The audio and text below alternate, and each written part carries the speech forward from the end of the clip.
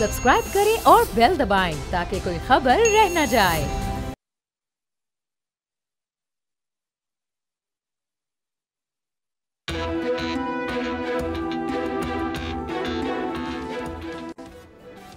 अस्सलाम वालेकुम नाज़रीन, प्रोग्राम को राउंड अप के साथ मैं हूं आपकी मेज़बान नीलम अरशद।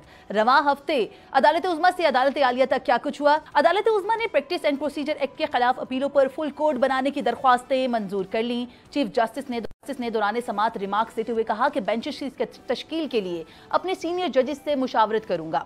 सुप्रीम कोर्ट के 15 जजेस पर मुश्तमिल फुल कोर्ट बेंच ने प्रैक्टिस एंड प्रोसीजर एक्ट की समाअत की है। दौरान समाअत वफाकी हुकूमत ने supreme court practice and procedure act के खिलाफ दरख्वास्तें मुस्तरद करने की इस्तदा कर दी। केस की समाअत शुरू हुई तो वकील दरख्वास्त गुजार ख्वाजा तारिक रहीम ने कहा कि ये मेरे लिए काबिल फ़ख्र है कि फुल कोर्ट के सामने पेश हो रहा हूं। उम्मीद है कि इस बार बेंच और बार मिलकर काम करेंगे। चीफ जस्टिस ने रिमार्क्स दिए कि माजी को भूल कर चलें, आज की बात करें। जस्टिस आयशा मलिक ने रिमार्क्स दिए कि प्रैक्टिस एंड प्रोसीजर एक्ट के सेशन 5 में अपील का हक दिया गया है। इस पर क्या कहेंगे? अगर हमने फुल कोर्ट पर केस का फैसला कर लिया और कानून दुरुस्त करार दे दिया तो अपील का हक कहां जाएगा? दौरान समाअत मजीद क्या कुछ हुआ, इसी पर बात करेंगे अपने साथ मौजूद 3 रुकनी रिपोर्टर पैनल से। इमरान वसीम, तैयब बलोच, एन इकबाल हमारे साथ मौजूद होंगे। इमरान वसीम, सबसे पहले आपकी तरफ जाऊंगी। अहम केस, अहम समाअत, चीफ जस्टिस ऑफ पाकिस्तान ने जैसे हल्फ उठाया तो पहला मुकदमा जो कि सबकी नज़रों में रहा और पहली बार लाइव स्ट्रीमिंग भी हुई, जो कि काफ़ी सारे लोगों ने सराही भी। किस तरह से देखते हैं? पहली समाअत में जैसे ही शुरू हुई तो चीफ जस्टिस ऑफ पाकिस्तान की तरफ से वक्त बचाए जाने से मुतालिक बार बार रिमार्क्स दिए गए। बार बार ये कहा गया कि फोकस टू दी दलाइल से मुतालिक बार बार ये कहा गया और बार बार यही कहा गया कि जो माजी की बातें उनको भूल जाया जाए। किस तरह से देख रहे हैं इस समाअत को? देखें, ये जो चीफ जस्टिस काजी फैसल साहब ने अपना मनसब संभालने के बाद जो फैसले किए हैं तो कई ऐसे फैसले हैं जो पहली मर्तबा हुए हैं। हम तो ये देख रहे हैं ना कि ये लाइव स्ट्रीमिंग पहली मर्तबा सुप्रीम कोर्ट से दिखाई गई। बराह रास्त लोगों ने घर बैठ के सुप्रीम कोर्ट की कार्रवाई को देखा और उसमें फुल कोर्ट बैठा हुआ। तो ये भी गालिबन पाकिस्तान की तारीख में पहली मर्तबा हुआ कि एक चीफ जस्टिस मनसब संभालने के बाद अपना पहला केस जो उसने समाअत के लिए मुकर्रर किया, जो पहला केस वो सुन रहे थे, उसके लिए उन्हें फुल कोर्ट तश्कील दिया। मैंने तो अपनी 12-13 साल की हिस्ट्री में ऐसा नहीं देखा और पीछे भी हमारे जो उस्ताद बताया करते थे, कभी किसी चीफ जस्टिस ने हल्फ उठाने के बाद जो बेंचेस बनाए, जो मुकदमात समाअत के लिए मुकर्रर किए, उसने पहला मुकदमा फुल कोर्ट के सामने नहीं लगाया। यहाँ पे वजह ये थी कि अच्छा, वजह पे आने से पहले एक और चीज़ भी आपके साथ शेयर कर लें कि जो वकला थे दरख्वास्त गुजारों के जो इस केस को आर्गू कर रहे थे, जिसमें इम्तियाज़ सदीकी साहब थे, जिसमें ख्वाजा तारिक रहीम साहब थे, उन्हें एक डिफरेंट अदालत में जो है वो माहौल मिला। जब वो दरख्वास्तें लेके आए थे तो उस वक्त कुछ और सूरत हाल थी। जब वो ये मुकदमा दोबारा फुल कोर्ट के सामने समाअत के लिए मुकर्रर हुआ तब और सूरत हाल थी। पहले 8 रुकनी बेंच था, फिर फुल कोर्ट था। अब जब 8 रुकनी बेंच के सामने दरख्वास्त गुजार दलाइल दे रहे थे तो उस वक्त जो रिमार्क्स आ रहे थे वो सारे रिमार्क्स ऐसे थे कि जो चीफ जस्टिस के अख्तियारात हैं वो डाइल्यूट नहीं होने चाहिए। चीफ जस्टिस के अख्तियारात वहीं पे रहने चाहिए। चीफ जस्टिस का अख्तियार होना चाहिए कि बेंच वो बनाए। चीफ जस्टिस का अख्तियार होना चाहिए कि केसेस को समाअत के लिए मुकर्रर करने का फैसला भी वो करे। केस को लगाना है नहीं लगाना, ये फैसला भी चीफ जस्टिस की मनमर्जी से होगा। लेकिन अब की मर्तबा एक लंबे वक्फे के बाद जब ये मुकदमा समाअत के लिए मुकर्रर हुआ तो दरख्वास्त गुजारों को जो मुकदमा था, इससे पहले तो जो वो मुकदमा पेश कर रहे थे, ऊपर से रिमार्क्स भी उसी नोयत के आ रहे थे। यहाँ पे उन्हें जो एक चीज फेस करना पड़ी जब ख्वाजा तारिक रहीम साहब ने कहा कि मेरे चीफ जस्टिस के अख्तियारात जो है वो वापस ले लिए गए इस कानून के जरिए, तो जब काजी फैसल साहब ने कहा कि आपको तो मैंने वकील किया ही नहीं, मुझे तो ये अख्तियार चाहिए नहीं, मैं तो चाहता हूं कि जो बर्डन है, जो केस की फिक्सेशन का मामला है, केस की मैनेजमेंट का मामला है, जो बेंचेस तश्कील देने का मामला, मैं तो अपने साथी सीनियर जजेस के साथ, सरदार तारिक के साथ, इजाजुल हसन के साथ शेयर करना चाहता हूं। बल्कि इसको तो मजीद मजबूत करने की बात हो रही है। मतलब इससे तो उन्होंने कहा कि जो अख्तियारात हैं चीफ जस्टिस के वो भी स्ट्रेंथन होंगे, सुप्रीम कोर्ट स्ट्रेंथन होगी और मामलात में शफाफियत आएगी। तो आप मेरे बुनियादी हकूक को कहां से लेके आ गए? ये तो चीफ जस्टिस के अख्तियारात का मामला है, मुझे ऐसे अख्तियारात नहीं चाहिए। और भी उन्होंने रिमार्क्स दिए जो कि बड़े पॉपुलर थे। जैसे उन्होंने कहा कि हम तो आवाम के टैक्स के पैसे लेते हैं, तो चीफ जस्टिस को यह अख्तियार कैसे दिया जा सकता है? क्या उसको जवाबदेह नहीं बनाया जा सकता कि मुकदमा जो समाअत के लिए मुकर्रर होना है वो कैसे हो सकता है कि एक मुकदमा आए और चीफ जस्टिस उस मुकदमे को लेके बैठ जाए और समाअत के लिए मुकर्रर ना हो, तो ये एक डिफरेंट सूरत हाल थी जब ये पहले इस केस की समाअत होती थी, और अब जब चीफ जस्टिस काजी फायसा बने हैं तब एक डिफरेंट सूरत हाल थी कमरा अदालत में। सही है। जुल्करनैन इकबाल, आप इस समाअत को किस नज़र से देख रहे हैं? क्योंकि पहली बार ऐसा हुआ कि एक तरह से खुली अदालत लगी है और उसको सिर्फ और सिर्फ अदालती जो कमरा है उसमें नहीं देखा गया बल्कि पूरे पाकिस्तान में देखा गया, और एक अहम नोयत का मुकदमा था। क्या मैसेज दिया गया है चीफ जस्टिस काजी फायसा की तरफ से? नीलम खोदा पहाड़ों निकला चुका, पूरा दिन हेयरिंग चल रही है, लंबी लंबी समातें हो रही हैं, ये हो रहा है वो हो रहा है, निकला क्या? आप पूरे दिन में 3 दरखास्त गुजारों को भी पूरा नहीं सुन सके। आप अगर सिर्फ इतना कर लेते कि तमाम पटिशनर्स को और अटॉर्नी जनरल को इस एक नुक्ते पे सुन लेते कि स्टे ऑर्डर वकेट किया जाना चाहिए या नहीं किया जाना चाहिए, कम से कम स्टे ऑर्डर जुडिशली आप वकेट कर देते तो मामला कुछ समझ आता था कि ठीक है स्टे वकेट हो गया, ला बहाल हो चुका है, ऑपरेशन उसके बहाल हो चुके हैं, अब आगे जब भी हियरिंग होगी उसके बाद मामला देखा जाएगा 3 अक्टूबर, क्योंकि पता था मंसूर अली शाह साहब ने जाना है और यकम को उनकी वापसी है, फिर आप जैसे 3 अक्टूबर को लाए तब कर लेते। पूरा दिन आप लगे रहे, आपने तारिक रहीम साहब को बोलने तक नहीं दिया, वो एक जुमला अपना पूरा नहीं कर पाते थे कि आप उन्हें टोक देते थे। इम्तियाज सिद्दीकी साहब को जब बार बार आपने टोकना शुरू किया, फिर आगे से उन्होंने जवाब में जो लाइव आपको सुना दिया कि आप या मेरी बात सुना या अपनी कर रहे हैं, उसके बाद फिर आपको सामसूंग गया। तो बहरहाल वो बड़ी अच्छी चीज़ है कि लाइव गया, सारी कौम ने इस चीज़ को देखा और कौम ने ये चीज़ भी देखी जो हम रिपोर्टर्स आके बताते थे प्रोग्राम्स में और अपनी खबरों के जरिए के और वीलॉग के जरिए कि जजेस आपस में एक दूसरे के रिमार्क्स को, एक दूसरे के क्वेश्चंस को काउंटर कर रहे होते हैं, वो बेसिकली एक दूसरे की वकालत कर रहे होते हैं। एक अगर कहता है कि ये चीज़ ठीक है तो दूसरा उसके काउंटर आर्गूमेंट कर रहा होता है, वकील को कम बोलना पड़ता है। वो चीज़ अब सारी कौम ने खुद देख ली है कि किस तरीके से हो रहा था। 5 महीने तकरीबन जस्टिस काजी फायसा साहब ने कोई मुकदमा नहीं सुना, इसलिए कि उनका ये मौकफ था कि जी स्टे ऑर्डर हुआ है, लॉ को स्टे नहीं कर सकते, या आप इसको अपहेल्ड करें या कलदम करें, स्टे नहीं हो सकता। तो अब फुल कोर्ट उन्होंने बिठा दिया, बड़ा अच्छा किया, अच्छी चीज़ है कि फुल कोर्ट जो उनका खुद ही वो कहते थे कि फुल कोर्ट इसको डिसाइड करे, जजेस नोट भी लिखते रहे कि 184(3) में फुल कोर्ट बने, बहुत अच्छी चीज़ है कि बन गई, लेकिन फुल कोर्ट बना के भी स्टे वेकेट नहीं हुआ।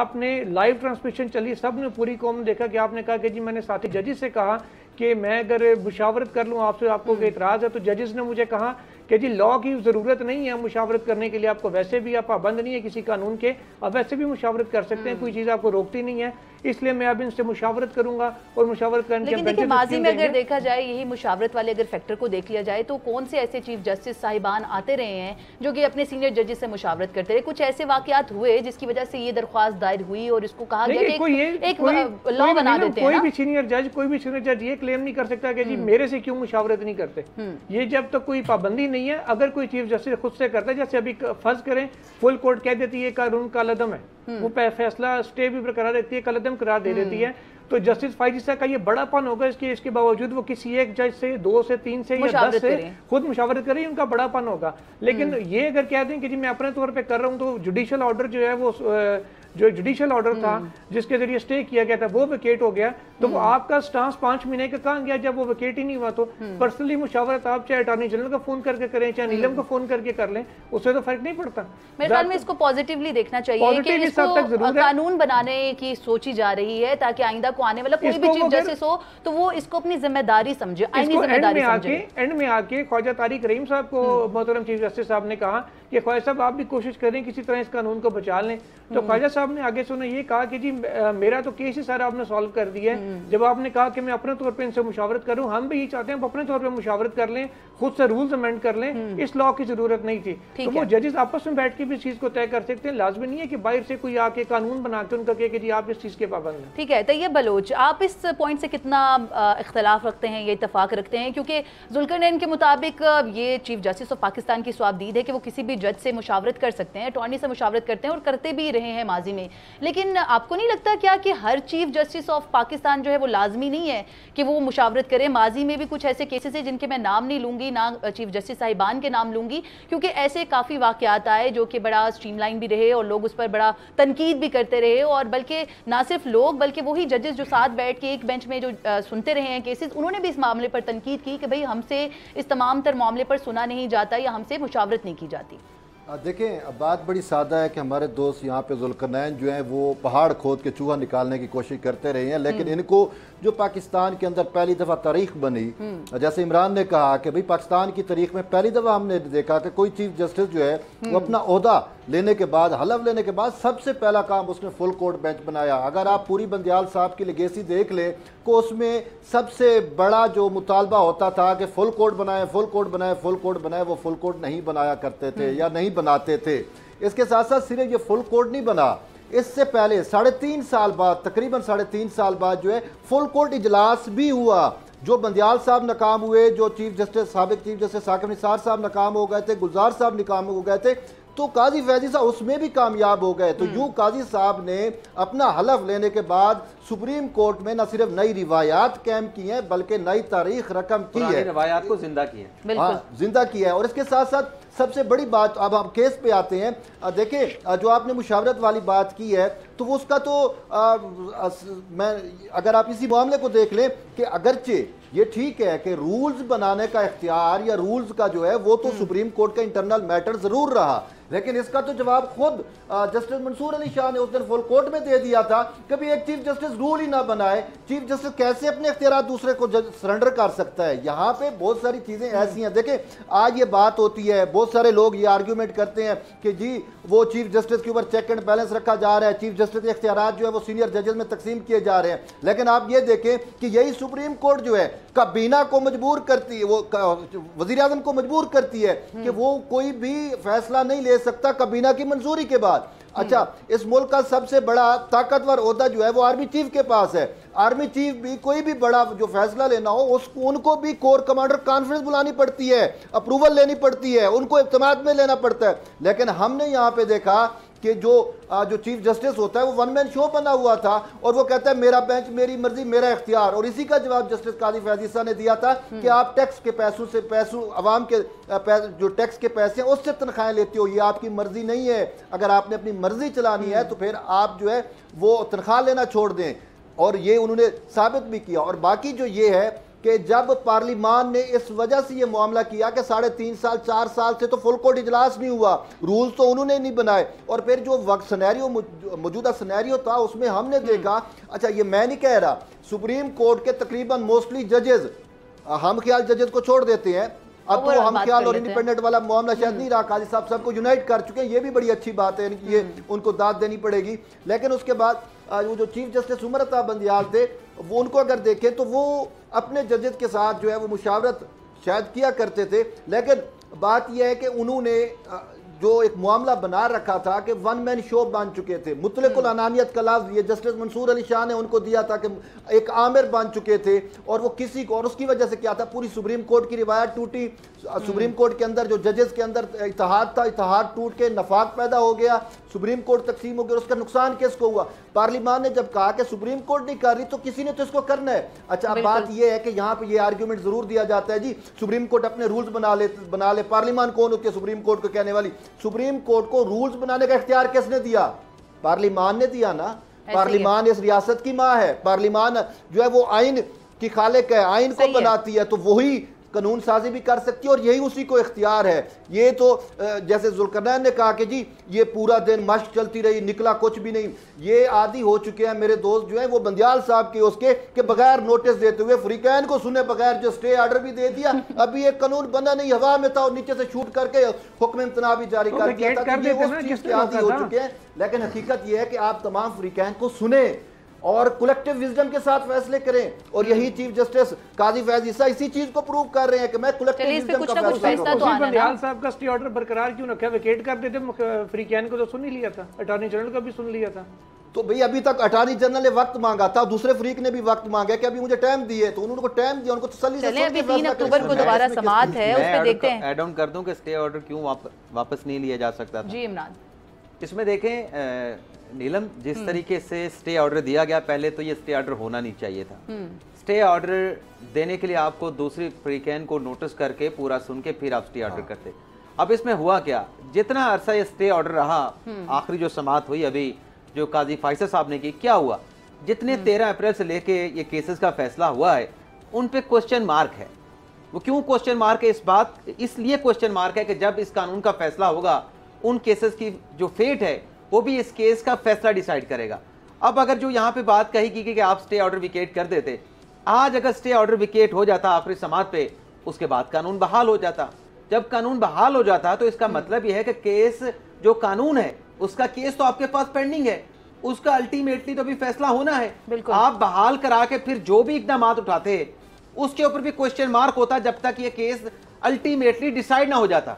तो जो बंदियाल एक मिनट जो बंदियाल साहब ने किया, आप क्या चाह रहे थे कि जस्टिस काजी फायसा भी वो स्टे विकेट करके वही काम करते कि जो फैसले वो आखिरी समात के बाद करते रहते, फिर वो अल्टीमेटली अटैच रहते कि इस कानून का फैसला क्या होना है। दूसरी जो बात है, काजी साहब ने खुद इसका जवाब दे दिया था। उन्होंने दूसरी जो बात है किसी ने भी बेंच ने भी सुना है, सुप्रीम कोर्ट के बेंच तो उससे फर्क नहीं पड़ता किसी को कि केस क्या था, किसने सुना है, दूसरी बात बरकरार रहेंगे। दूसरी बात इसमें यह है कि देखें, सुप्रीम कोर्ट ने कुछ बाकी इदारों के लिए, मुकन्नना के लिए और आप पार्लिमान के लिए शफाफियत के पैरामीटर सेट किए हैं अपने फैसलों के जरिए, अपने जजमेंट के जरिए।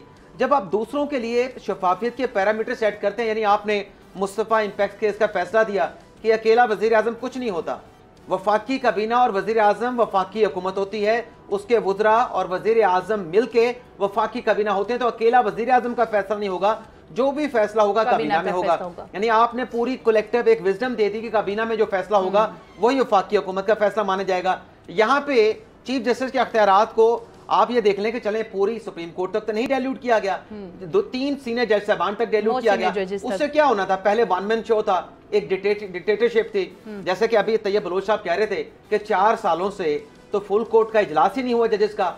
क्यों नहीं हुआ? मुशावरत नहीं हुई। तो ये जो ख्वाजा तारिक रहीम साहब कह रहे थे कि हमारा तो केस आपने आसान कर दिया, हम ये कहते हैं कानून ना हो, चीफ जस्टिस बामी मुशावरत के साथ जजेस के साथ बेंच बना दे, उसमें जो है वो केसेस समाज के लिए फिक्स कर दे। लेकिन ये 4 साल से क्यों नहीं होता रहा? सवाल ये है, इसलिए कानून बना है। और दूसरी जो एक बात देखिए, सबसे पहले जो है ना हाई पेडिस्टल पे कॉन्स्टिट्यूशन होता है, दूसरे पेडिस्टल पे कानून आता है, तीसरे पेडिस्टल पे रूल्स आते हैं।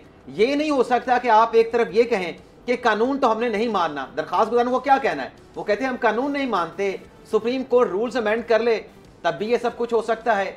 चीफ जस्टिस के अख्तियार डाइल्यूट हो सकते हैं, तकसीम हो सकते हैं सीनियर जज साहबान ने, लेकिन पार्लियामेंट कानून साजी ना करे। पार्लियामेंट ने अगर करना है तो वो तरमीम करे, आइन में तरमीम करे। तो इस पे जज साहबान ने बड़ा अच्छी बात कही कि आप फिर कानून को तो दुरुस्त मान रहे हैं ना। दरखास्त गुजारने में क्या कहा उन्होंने, कानून बड़ा अच्छा है, कानून बहुत अच्छा है, हम कानून को अच्छा मानते हैं, लेकिन ये तरीकाकार ठीक नहीं अख्तियार किया गया, इसके लिए आईनी तरमीम कर लें या जज साहबान बैठ के अपने रूल्स को अमेंड कर लें। तो फिर जज साहबान ने कहा ना कि कानून को तो आप किस तरह से चैलेंज कर रहे हैं, कानून तो आप मान रहे हैं। अगर एक अच्छा काम हुआ है, जिस तरीके से हुआ है तो हुआ है, अगर पार्लियामेंट ने बनाया तो उसमें हमारी नेग्लिजेंस है कि हमने काम नहीं किया, हमें चाहिए था कि हमने फुल कोर्ट का इजलास नहीं बुलाया। बिल्कुल बिल्कुल, मेरे ख्याल में एक अच्छा और वैलिड पॉइंट उठाया इमरान वसीम ने, और ये वो नुक्ता है जो कि गुज़श्ता 4 साल से अभी के जो चीफ जस्टिस ऑफ पाकिस्तान है वो लेफ्ट ओवर फील करते रहे। उनको इस चीज़ का एहसास शायद दीगर जजेस से ज़्यादा होगा, क्योंकि कई केसेस में हमने देखा कि वो इस चीज़ का शिकवा भी करते रहे कि मुझे बले में ना पूछा गया है, ना मुझसे मुशावरत की गई है। तो लिहाजा इस मामले को अगर पॉजिटिवली देखा जाए तो यकीनी तौर पर एक अच्छी चीज़ है,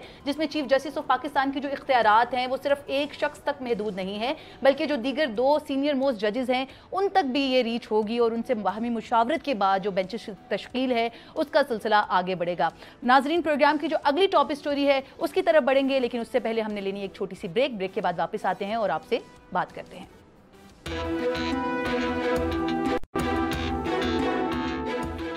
वेलकम बैक नाजरीन, अब चलते हैं प्रोग्राम की दूसरी टॉप स्टोरी की तरफ, जो कि है पीडीएम हुकूमत से मुतल्लिक नैब ऑर्डिनेंस की। जी हाँ, पीडीएम हुकूमत की जानिब से कौमी एहतसाब ऑर्डिनेंस में की गई तरामीम के नतीजे में बंद किए गए मुकदमात एहतसाब अदालतों ने दोबारा बहाल कर दिए, जबकि गुज़श्ता हफ्ते सुप्रीम कोर्ट ने इन तरामीम को कलअदम करार दे दिया था। साबिक chief justice of Pakistan justice Umar Ata बिन दयाल की सरबराही में सुप्रीम कोर्ट के बेंच ने 15 सितंबर को इन तरामीम को कलअदम करार देते हुए नैब को 7 रोज के अंदर अंदर मुकदमात बहाल करने की हिदायत की थी। नैब ज़राए का कहना है कि मुकदमात इस्लामाबाद, रावलपिंडी और कोयटा की एहतसाब अदालतों को वापस भेज दिए गए हैं। नैब प्रोसिक्यूशन ने 80 मुकदमात का रिकॉर्ड एहतसाब अदालत इस्लामाबाद में जमा करा दिया। मकामी एहतसाब अदालत को भेजे गए मुकदमात में पीपल्स पार्टी के रहनुमा आसिफ अली जरदारी के खिलाफ पार्क लेन केस, साबिक वज़ीर आज़म सैयद यूसुफ रजा गिलानी और दीगर के खिलाफ यूनिवर्सल सर्विसेज फंड्स केस, कौमी असम्बली के स्पीकर राजा परवेज अशरफ के खिलाफ रेंटल पावर प्रोजेक्ट्स केस, साबिक चेयरपर्सन फरजाना राजा के खिलाफ Benazir income support programme scam case समेत दीगर कई केसेस शामिल हैं। इसी पर बात करेंगे अपने पैनलिस्ट से जो कि हमारे कोर्ट रिपोर्टर्स हैं। Imran Waseem, short and sweet order देकर साबिक चीफ जस्टिस तो चले गए, लेकिन अभी के जो मौजूदा केसेस हैं जो कट्टे हैं एक तरह से दोबारा से खुल गए हैं, बड़े बड़ों के जो नाम है दोबारा से ज़ेर अताब आ चुके हैं, इस पर क्या कहेंगे? देखिए, ये तो होना था, जो डायरेक्शन वो दे के गए थे रुकनी बेंच की जो नैब तरमीम में हुक्म था उसमें 7 दिन का नैब को वक्त दिया गया था कि 7 दिन के अंदर जितने केसेस आपने नैब तरमीम के जरिए आपने रिवर्स किए हैं, आपने फाइलें क्लोज की हैं या एहतसाब अदालतों से जो केसेस आपको वापस आए हैं, आप 7 रोज़ के अंदर उन केसेस को दोबारा से एहतसाब अदालतों में भिजवाएंगे। उनकी दोबारा से हेयरिंग स्टार्ट होगी, जहाँ से इख्तिताम पजीर हुई थी, जहाँ पे उन केसेस को रोक दिया गया था, उन केसेस को डिस्पोज ऑफ कर दिया गया था या फिर नैब को वापस भिजवा दिया गया था, उसी जगह से इन तमाम केसेस की समाअत का आगाज़ होगा। और उसमें जो मुल्ज़मान थे, काफ़ी सारे जो केसेस जो आपने नाम गिनवाए हैं, उसमें काफ़ी सारे जो अक्यूज पर्सन हैं उनकी तो वो जमानतों पर भी थे, वो जमानतों पर भी थे। दूसरा जो नैब को डायरेक्शन थी कि चलें ये तो एहतसाब अदालतों का मामला है, तो दूसरा ये था जो आपके इदारा जाती सतह पे जो इन्वेस्टिगेशन चल रही थी, जो इंक्वायरीज चल रही थी, आपने उनको रिस्टोर करना है, क्योंकि वो भी बहुत सारी इंक्वायरियां, बहुत सारी जो तहकीकात थी उनको क्लोज कर दिया गया था। तो ये तो उसी फैसले के आप यूँ समझ लें कि कॉन्सिक्वेंस है। और जाहिर सी बात है, खबरें तो फिर बनी ना, जाहिर सी बात है कि जब वो केसेस क्लोज हो गए और जब वो केसेस खुलने थे तो खबरें तो बननी थी। ऐसे ही जुल्करनैन, जाते जाते जो साबिक चीफ जस्टिस का फैसला उसको कैसे देख रहे हैं? शॉर्ट एंड स्वीट तो बिल्कुल भी नहीं लगा, काफ़ी सारे लोगों के लिए कड़वा फैसला साबित हुआ है। आने वाले दिनों में क्या देख रहे हैं? सुप्रीम कोर्ट ऑफ पाकिस्तान में नजरसानी से मुतालिक कोई अहम शख्सियत, कोई अहम जमात जो है वो आ रही है? लेकिन ऐसे लास्ट प्रोग्राम में आपको याद होगा अशर साहब से मैंने सवाल भी पूछा था ये तो कि आपसे किसी ने रब्ता किया, हाँ, तो वो उसका उन्होंने बात गोल कर दी थी, इनकार नहीं किया था उससे। जाहिर है जिनके केसेस खुले हैं वो कोई ना कोई अपना लीगल राइट तो इस्तेमाल करेंगे ही। अब दो ही उनके पास ऑप्शंस हैं, जैसे अगर हम अशर साहब के जो क्लाइंट्स हैं, शहबाज शरीफ साहब और नवाज शरीफ साहब की फैमिली, उनके पास दो ही ऑप्शन है, या तो वो नैब से अपने आप को नैब कोर्ट से अपना केस खत्म करवा लें मेरिट के ऊपर लड़के, या फिर वो इस फैसले के ऊपर रिव्यू में आ जाएं, यही ऑप्शन है। इसके अलावा क्या राइट है उनका, दोनों साइडों से अपना एक्सरसाइज कर सकते हैं, तो आ तो सकते हैं रिव्यू, और कोई ना कोई इफेक्टेड पार्टी लाजमी मुझे लगता है कि मेरा ख्याल है कि आएगी सुप्रीम कोर्ट। अगर वो ना आए तो शायद कोई तीसरा आ जाए। नैब तो काम तो परफॉर्मर रिस्पोंडेंट था, उसने इंप्लीमेंट ही करना है, वो जजमेंट को एज इट इज इंप्लीमेंट करेगा। हुकूमत भी आ सकती है, उसकी प्लीडिंग के अगेंस्ट फैसला है, गवर्नमेंट भी आ सकती है, मैंने कहा कोई भी मुतासरा हो तो वो आ सकता है। और एक और चीज़ इसमें यह कि जो जैसे पहले इस फैसले से पहले हम देखते थे कि जनाब वो पनामा JIT बहुत रोला डलता था कि जनाब उसमें जी असास इदारों के भी बंदे डाल दिए, इदारों को भी सियासत में घसीटी जाते थे अपने मजमूम मकासद के लिए। कुछ लोग नाम ले के जो है ना वो अफसरान की आल दो क्या वो रिटायर हो चुके हैं।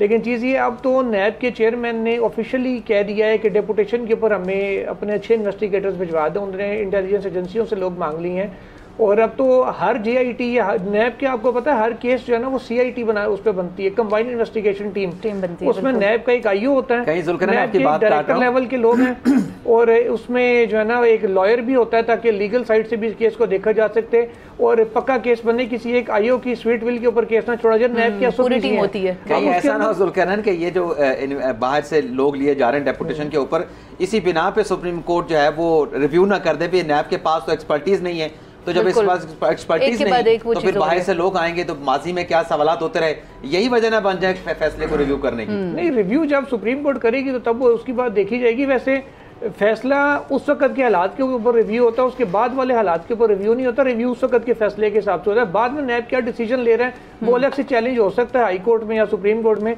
कि जो इदारों से डेपुटेशन पर लोग मंगवा रहे हैं, अगर सुप्रीम कोर्ट ये कहती है कि डेपुटेशन पे लोग नहीं आ सकते, तो फिर जो 3-4 उन्होंने खुद करीबी अपने लाके काजी साहब के इर्द गिर्द रखे हैं, तो फिर उनका भी फिर उनको सोचना पड़ेगा कि मैं अगर दूसरों को मना करूं तो अपने वाले कहाँ लेके जाऊंगा। तो चीज़ ये कि वो नैब का फैसला है, जिसने चैलेंज करना ओपनली करे।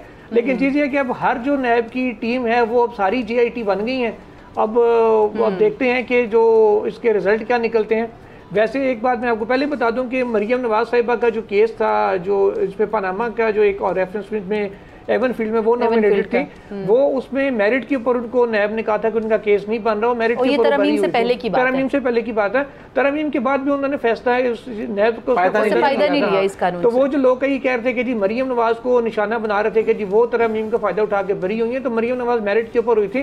वैसे भी जब आपके ताल्लुकात ठीक हो सब जगहों पे, तो तो नैब वैसे ही आपके साथ पंगा नहीं डालता, वो हो सकता है खुद ही जाके कह देती पहले और मामला था, अब नहीं इन्वेस्टिगेट किया तो हो सकता है सारे दोबारा बरी हो जाएं। और ताल्लुका ठीक ना हो तो फिर लेने के देने भी पड़ सकते हैं। फिलहाल जिस तरीके से सारे भागे हुए हैं ना, तो लग जाए कि ताल्लुकात शायद दोबारा टुट की तड़क करके होता जा रहा है।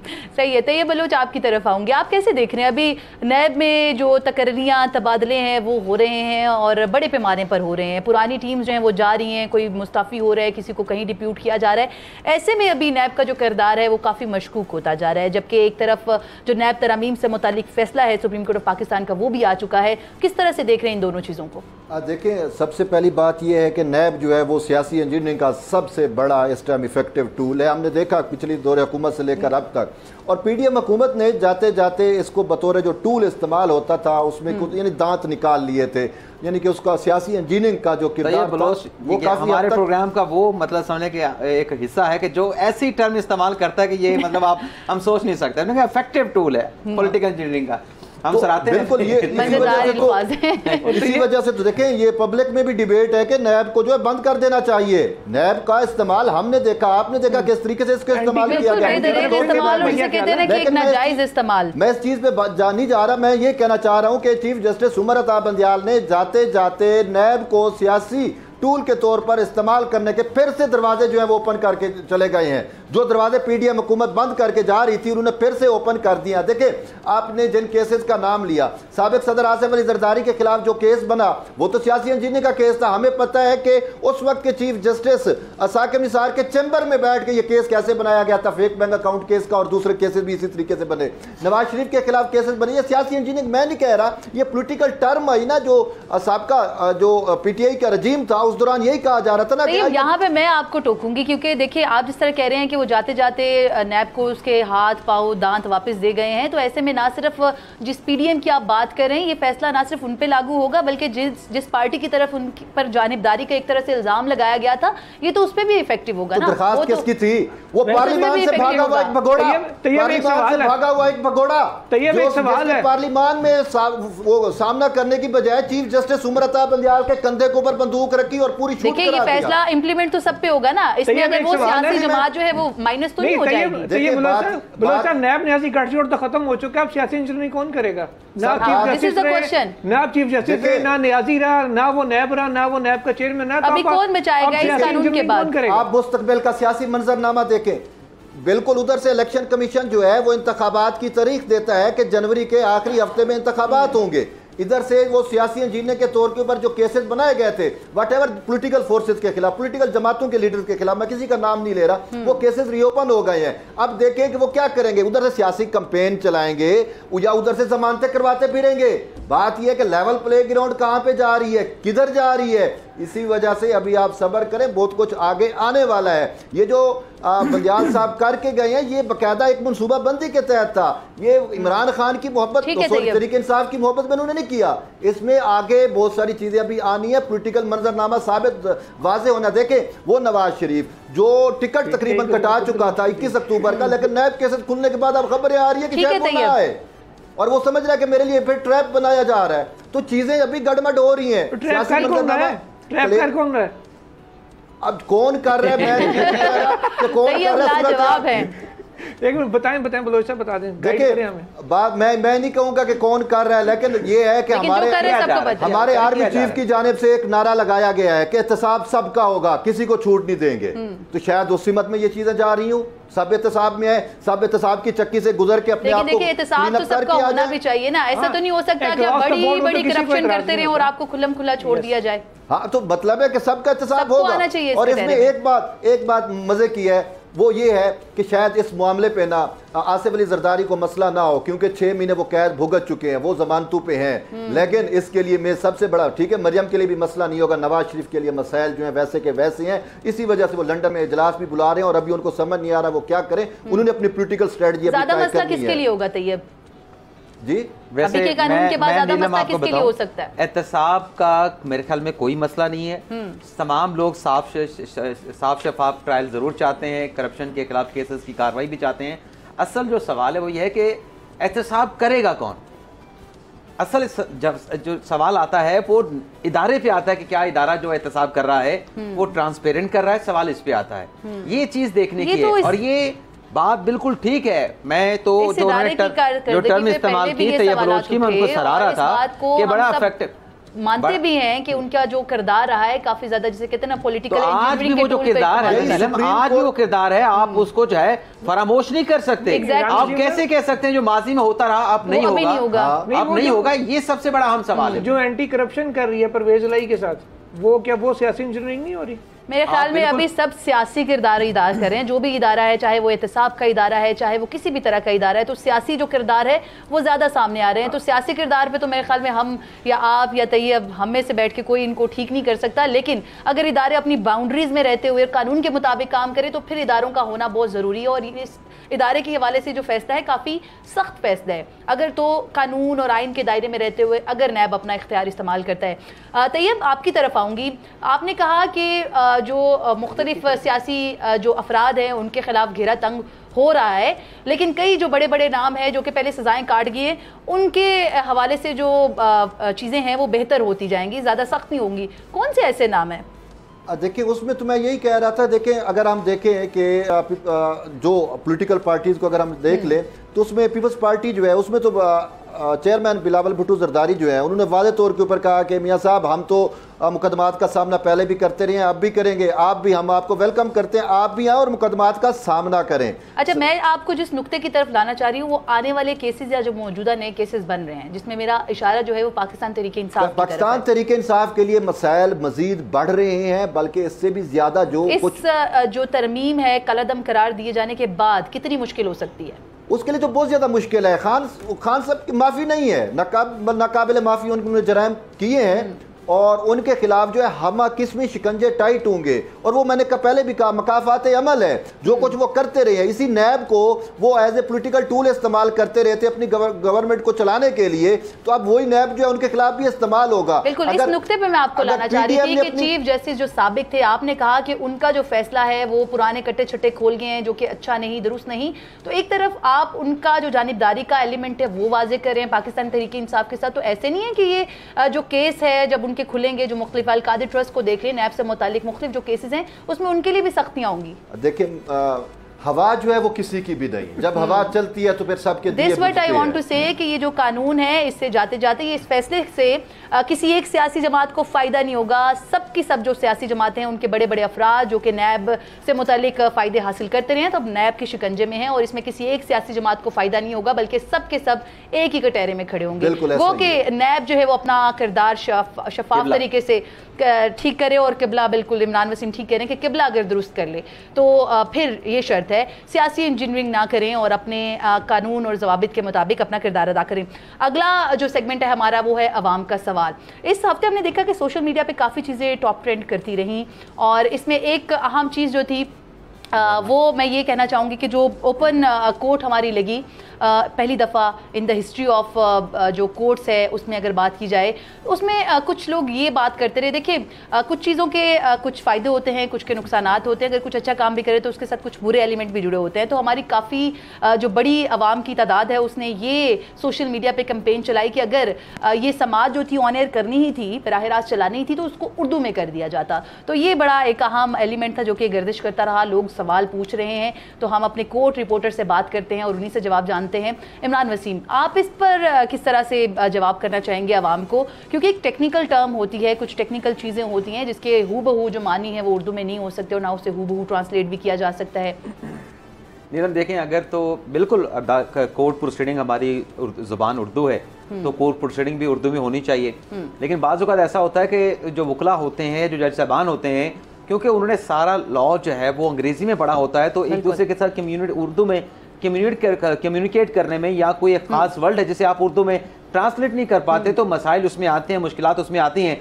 लेकिन जहाँ तक उर्दू की बात है जो और समझने की जो आपने बात की, तो अगर ये पूरा उर्दू में भी हो जाए तो जब तक आप फिर पूरी हेयरिंग बैठ के नहीं सुनेंगे तब तक भी आपको फिर उसकी समझ नहीं आएगी। आप मतलब 15 मिनट की हेयरिंग हो चुकी है, 1 घंटे की हेयरिंग हो चुकी है, आप लाइव दिखाया जा रहा है टीवी के ऊपर, आप उसको ज्वाइन करेंगे तब भी आपको उसको समझ नहीं आएगी कि ये किस पैराए में बात हो रही थी। ठीक है, तो ये इसके साथ साथ एक और चीज़ भी है जो आप गलबन मिस कर रही हैं कि अगले हफ्ते 28 सितंबर को फैजाबाद धरना केस भी समाअत के लिए मुकर्रर कर दिया गया। तो हमारा अपकमिंग वीक है। बिल्कुल जी, ठीक है जुल्करनैन, आप क्या कहेंगे इस समाअत के हवाले से? ओवरऑल इसमें कुछ खामियां रही, इसको मजीद ठीक किया जा सकता था? देखिए, बेहतरी की गुंजाइश तो हर चीज़ के अंदर होती है। It was a positive step.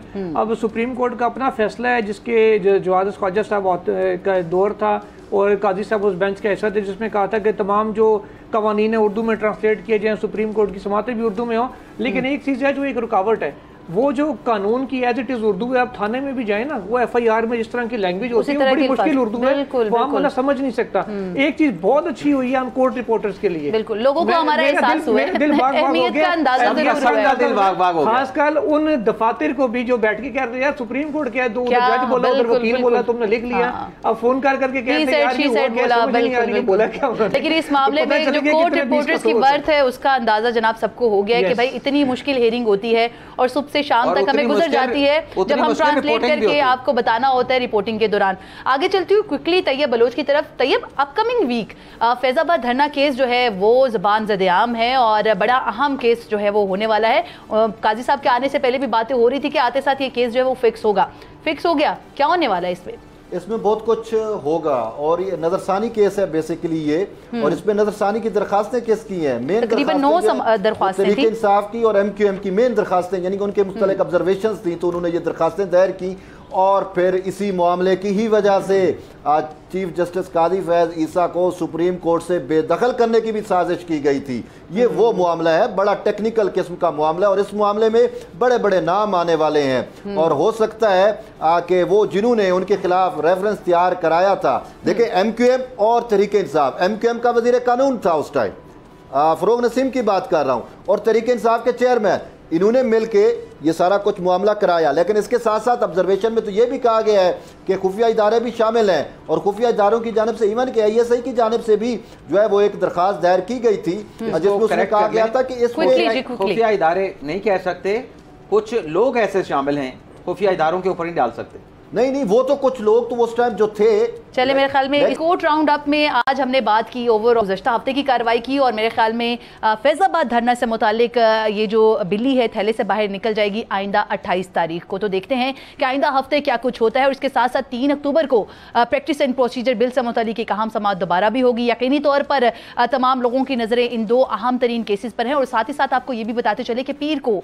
Cipher case से मुतालिक चेयरमैन तहरीक इंसाफ की जो दरख्वास्त है वो भी समाअत के लिए मुकर्रर है। तो आइंदा हफ्ता यकीनी तौर पर कोर्ट स्टोरीज के हवाले से बड़ा अहम होगा और आइंदा हफ्ते जो है वो इसी स्टोरी से मुतालिक जो पोस्टमार्टम होगा वो आपके सामने रखेंगे। मुझे दीजिए इजाजत, अल्लाह हाफ़िज़।